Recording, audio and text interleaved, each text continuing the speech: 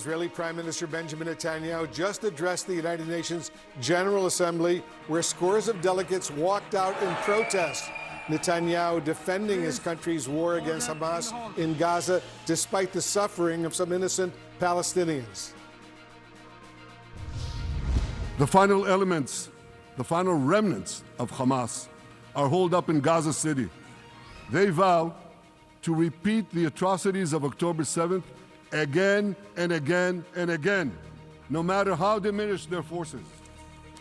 That is why Israel must finish the job. Much of the world no longer remembers October 7th. But we remember. Israel remembers October 7th. This after President Trump spoke with Prime Minister Netanyahu about the war yesterday. President Trump saying, and I'm quoting now, "We're getting pretty close to having a deal on Gaza and maybe even on peace," end quote. That's from President Trump. Let's go live right now to CNN's Jerusalem Bureau Chief, Oren Lieberman. Oren, it was a remarkable moment to see so many UN delegates simply walk out in protest of Netanyahu's UN address. He spoke for about 40 minutes or so. What stood out to you about his speech? Wolf, we have often seen UN delegates leave when the Israeli leader speaks here, but I'm not sure we've ever seen it in quite these numbers, and that gets at the growing risk of isolation that Israel faces as we near, in just a few weeks here, the 2-year mark of the war amid Israel's escalating assault on Gaza City itself and a humanitarian crisis. In terms of the speech itself and what Prime Minister Benjamin Netanyahu said, I think it was largely predictable. He started the speech focusing on Iran and its proxies.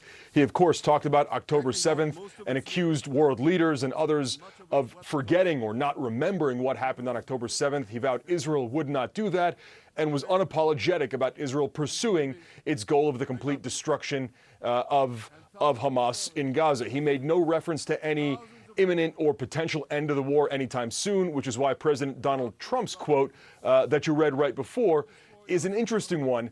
There is reason to be skeptical there, but of course Trump and the UN in general has brought renewed focus on the war in Gaza, so this is something we'll have to pay attention to. In terms of what we saw here that was new, first, Israel and the Israeli military broadcast the audio of the speech through speakers set up around Gaza. Netanyahu at one point spoke, or tried to speak at least, directly to the hostages in Hebrew and in English. We have often seen Netanyahu use what I would call shticks, effectively to get headlines or world attention, and this may be this year's version of that. It's unclear if they actually were able to hear Netanyahu's speech in any way. He then went after the leaders of world countries that have recognized a state of Palestine: France, UK, Australia, amongst a list of those countries that have done so this week.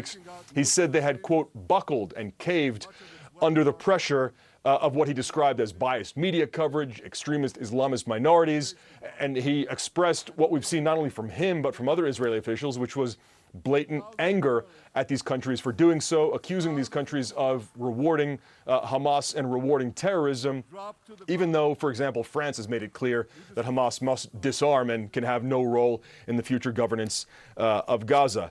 It is also, and I'll wrap up here, Wolf, it is probably the strongest statement I think we have seen from Netanyahu in years of speaking at the UN, openly and vocally denying that there will be a Palestinian state or a two-state solution. Wolf, we've heard him talk about this in the past, but never in such strong opposition to it.